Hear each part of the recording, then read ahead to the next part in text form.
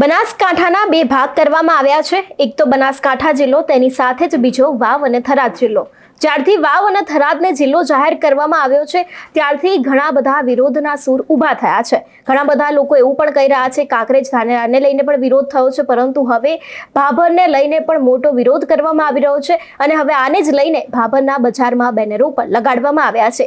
ત્યારે અત્યારે હાલ અનેક એવી વાતો વહેતી થઈ છે કે મહારેલીનું આયોજન કરવામાં આવવાનું છે। એટલું જ નહીં, આને લઈને ત્યાંના લોકોનું શું માનવું છે તે દરેક વાત કરીશું આ વિડીયોમાં। નમસ્કાર, હું હંસિની અને તમે જોઈ રહ્યા છો નિર્ભય ન્યૂઝ। જ્યારથી બનાસકાંઠાના બે ભાગ પાડવામાં આવ્યા છે ત્યારથી બનાસકાંઠાનું રાજકારણ ખૂબ જ ગરમાઈ ગયું છે। અનેક એવા લોકો છે જે આ વિવાદને રાજકીય વળાંક આપી રહ્યા છે। ઘણા બધા લોકોએ અત્યાર સુધી કાંકરેજ, ધાનેરા, દિયોદરને લઈને પણ મોટી બબાલ મચાવી છે, પરંતુ હવે ભાભરને લઈને પણ અત્યારે હાલ મહારેલીનું એક આયોજન થવાનું હોય તેવું પણ ક્યાંક લાગી રહ્યું છે। એટલે એવું કહી શકાય છે કે વાવ અને થરાદ જિલ્લાની રચનાના વિરોધમાં અત્યારે હાલ ભાભરના બજારોમાં પણ અનેક એવા બેનરો લાગ્યા છે વિરોધના। તેની સાથે જ ભાભરને બનાસકાંઠામાં રાખવામાં આવે અથવા તો પછી ઓગણને જિલ્લો બનાવવામાં આવે તેને જ લઈને અત્યારે હાલ વિરોધ પ્રદર્શન ચાલી રહ્યું છે। એવું પણ કહેવાય રહ્યું છે કે 30 જાન્યુઆરીએ ભાભરમાં મહારેલી યોજાશે અને તેમાં વિવિધ સંગઠનો સાથે બેનરો લાગતાનો પણ એક વિવાદ છે તે સામે આવ્યો છે। એટલે એક મહારેલીનું પણ આયોજન કરવામાં આવી શકે છે તેવું પણ કહેવામાં આવ્યું છે। એટલું જ નહીં, તેમાં સાફ પડે આની પહેલા પણ આપણે જોતા આવ્યા છે કે એક મહારેલીનું આયોજન કરવામાં આવ્યું હતું જેમાં ઓગણને જિલ્લો બનાવવામાં આવે તેવી પણ વાત કરવામાં આવી હતી, પરંતુ હવે ભાભરનો ફરી એક વખત બનાસકાંઠામાં સમાવેશ કરવામાં આવે તેવી પણ લોક ચર્ચાઈ રહ્યું છે। ત્યારે આ જ વિષયને લઈને ત્યાંના લોકો શું કહી રહ્યા છે સૌથી પહેલા તો તે સાંભળીએ। ભાભર શહેરની અંદર વગર જિલ્લા માટે અમે જે ભાભર શહેર સમિતિ અને તાલુકા સમિતિ જે બોર્ડ માર્યું છે એમાં મીડિયા દ્વારા મેં એક નિવેદન એવું આપ્યું છે સંસ્થાવાળાનું। એની જે નિવેદન આપ્યું છે એ એમના ભારતીય જનતા પાર્ટીના જે આગેવાનો છે પ્રવીણભાઈ સોની છે, એમના ધર્મપત્ની છે ને એ ભારતીય જનતા પાર્ટીના નગરપાલિકાના કોર્પોરેટર છે। રજનીભાઈ શાહ છે એ ભારતીય જનતા પાર્ટીના હોદ્દેદાર છે।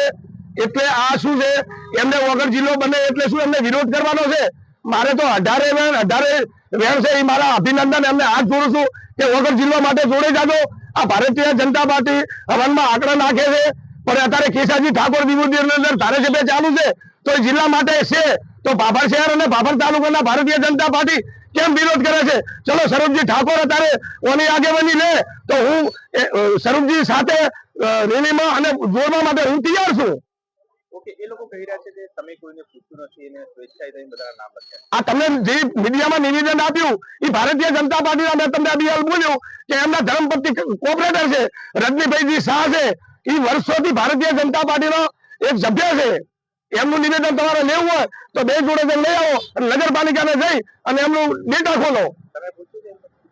પૂછવાનું તો એક જ મારી કેવી વાત છે કે મેં સમર્થન લીધું છે, આલે એની જે અને ના આલે એની જે।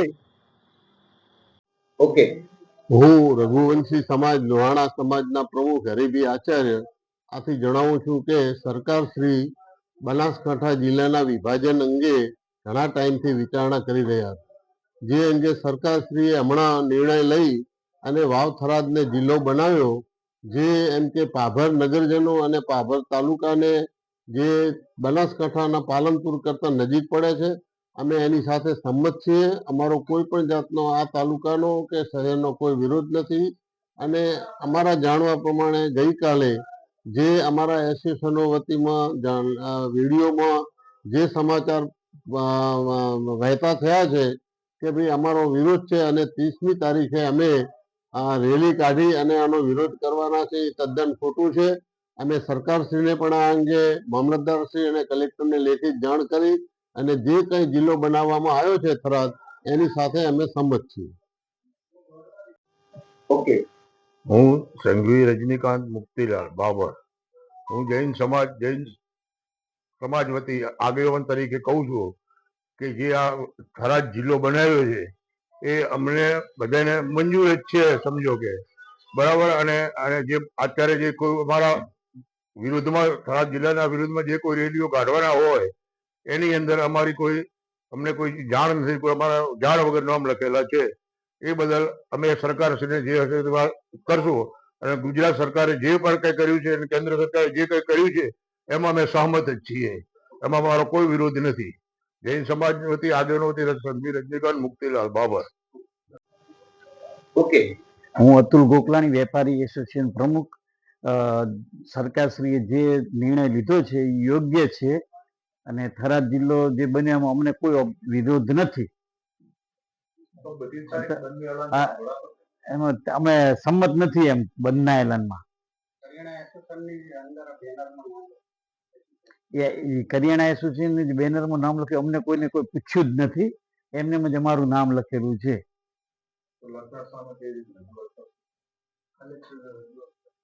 આ બાબતે કલેક્ટરને રજૂઆત કરી છે. ઓકે, તમારું નામ? દરજી અમિતભાઈ. જે રાજ્ય સરકારે જિલ્લો સાવ થરાદ બનાવ્યો છે એમાં અમે સહમત છીએ, અને જે 30 તારીખનું બંધનું એલાન જે રાખેલું છે એમાં અમે સહમત નહીં, કારણ કે અમને એ પૂછ્યા વગર કરવામાં આવેલ છે. આ બાબતે અમે ઉપર રજૂઆત કરીશું.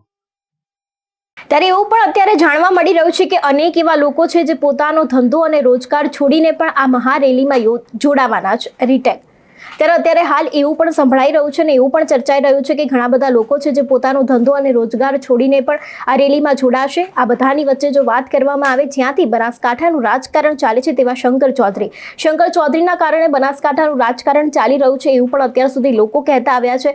પરંતુ આ બધાની વચ્ચે શંકર ચૌધરી ઉપર પણ અત્યાર સુધી જે પૂર્વ ધારાસભ્ય છે મફતલાલ પુરોહિત, તેમના દ્વારા પણ તેમના ઉપર કટાક્ષ કરવામાં આવ્યો હતો. જોકે હજુ સુધી શંકર ચૌધરીનું તો આ વિષયને લઈને કોઈ નિવેદન સામે નથી આવ્યું. પરંતુ જો વાત કરવામાં આવે ભાભરના બીજા મુદ્દા વિશે, તો નૌકાબેન પ્રજાપતિ છે જે ભાજપના મહિલા નેતા છે, તે ભાભરના જ એક પ્રજાસત્તાક દિવસની ઉજવણીમાં એવું બોલી ગયા હતા કે અનામત માથાનો દુખાવો બની ગઈ છે. એટલે એક તરફ બનાસકાંઠામાં અત્યારે હાલ બે મુદ્દાઓ ચાલી રહ્યા છે. એક બાજુ અનામતનો મુદ્દો તો છે જ, જેને લઈને સાંસદ જ્ઞાનીબેન ઠાકોરે પણ પોતાની નારાજગી નોંધાવી હતી, અને બીજી બાજુ બનાસકાંઠાના જે બે ભાગ કરવામાં આવ્યા છે તેને લઈને પણ અત્યારે હાલ વિરોધ જોવા મળી રહ્યો છે.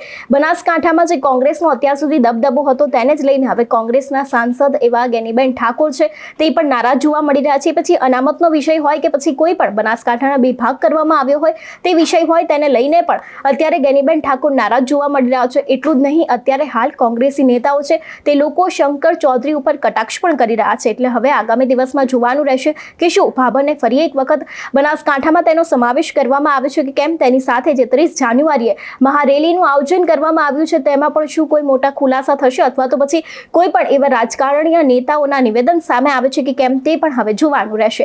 તમારું શું માનવું છે આ વિષયને લઈને અમને કમેન્ટ કરીને ચોક્કસથી જણાવજો. તેની સાથે જ મારી ચેનલ નિર્ભય ન્યૂઝને લાઇક, શેર અને સબસ્ક્રાઇબ કરવાનું ભૂલશો નહીં. નમસ્કાર.